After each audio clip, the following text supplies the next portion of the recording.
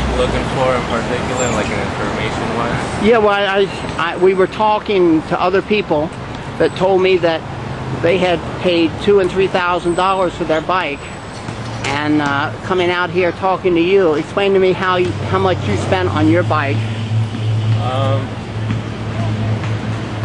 It's hard to say because we buy each part like individual part, and we build our own bikes because everybody has their own liking to what kind of setup they want. So a lot of people won't buy a complete bike. Well, it's mostly built part by part. So it can cost anywhere from, I mean, just a frame alone, a decent one specifically for the sport that's pretty cheap. Now you buy the frame? Yeah, we buy every part separate, and like one of the most affordable frames out there right now that's specifically made for this is probably around $100, and that's fairly cheap. Some of the frames can cost up to $350 depending on the brand, and some guys may spend that much money, $2,000–$3,000, but it's because they want everything top notch, kind of. I don't have a lot of money to spend on work full time, and I'm independent. And so, how much did this bike end up costing you about? This bike can cost. I mean, why don't you just explain the bike to me? Tell me what the tricks are to building an inexpensive. Where you run into the expenses besides the frame. What special things did you want to have on your bike that you may not find on other bikes? Well, the main parts are the forks, frames. The frames, yeah. Handlebars aren't really that important. It's all up to the person whether they want to spend $110–$25 on a handlebar specifically because that's what they want. I mean, these handlebars right here can cost anywhere from $30–$45. And you can even go cheaper than that, but it all depends on how much you want to spend. But it does not take $2,000, $3,000 to get into the sport. So what would you say if you could build your own bike for? I'd say an estimate of $500, affordable. But then again, that's specifically building a bike for this sport. You can buy a bike at Walmart, and I could do the tricks on that bike. It may not feel the same or feel good, but you couldn't have a bike with the things that I don't know what you call this, the pegs. They call the pegs on the wheel. Yeah. Those are fairly cheap. You can get a pair for $15, $20, depending. Then again, like I said, it's all about the quality that you want to purchase. Some kids spend a lot of money because they want everything top notch. My bike probably costs $500 total. And do you think that most people involved are people like yourself that have built their own bikes for much less than $2,000 or $3,000? Yeah, I mean, like I said, it's a poor sport. There's not much endorsements in it. How did you get into it? I got into it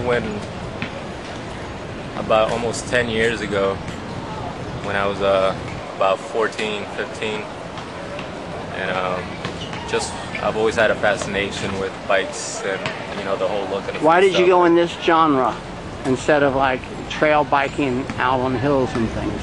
Well, besides I'm not big on heights, so it's something that keeps me grounded, and definitely once you start getting into it and noticing a lot more, you see a lot more of a poetry in it than just seeing tricks and looking like fun.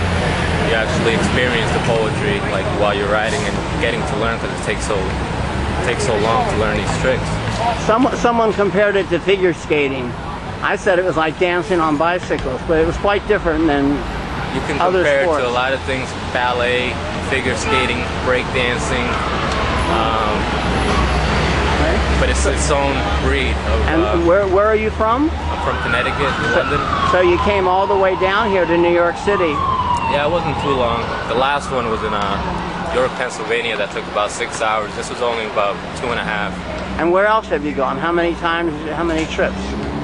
Not too many. Like I said, I'm kind of poor back at home, so I have to work full time and manage to keep my own place. So and plus I'm on suspension of my license, so I can't really get out unless it's with my friend Andrew. So So are you find that it seems to me like there's a general ethnic mix, you know, here. I mean, you have... Yeah, it's not one thing. I mean, this sport is done all over the world, and it's, I would say, bigger overseas. Do you think that most people have built their own bikes like you have for $500 or so? Is that a more general... It's hard to say. I mean, it's overseas is so big, but then again, overseas people don't really have the money to go all out with it. So you have to kind of give a ballpark of what you can expect to see. You know, some people overseas, you see them with nice bikes, but you know, it's a poor country. Yeah, but actually Japan is where they say it's most popular. Japan's not a poor country.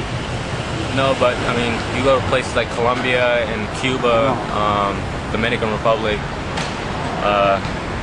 you know, some places in Europe where they don't, that's what they're doing is riding full time, and they don't really have an income coming in.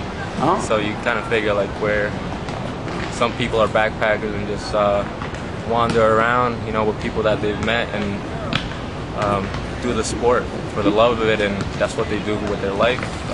They don't have much money coming in, but they make it happen. And you want to tell me your name? Eric Rivera. Eric Rivera. Okay, well, thank you very much for this interview, and I hope you inspire somebody to make a... Sure, it does not cost too much money. Well, good. You've just gotten rid of the biggest barrier to entering the field, right? Yeah. The primary thing is having some good tires on you, on your bike, and everything else you can adjust it to your custom. Now, what is a good tire? I see has like a triangular tread. Mine is kind of smooth. What I look for in a tire is a high pressure, not something that's knobby. It's going to feel like a mud tire, something that's smooth and firm, because stability is a big factor.